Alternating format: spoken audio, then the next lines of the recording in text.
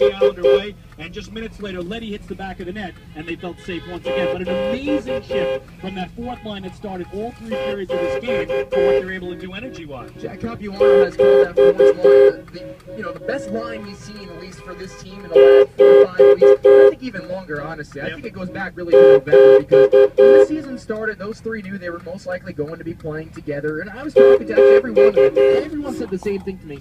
We need to start actually producing more on the score sheet. We know we can do the other stuff, but we start producing on the score sheet. Yeah, the points didn't come tonight in that line, but it's everything else they do. They're able to keep grinding and grinding. They pick up the energy for them.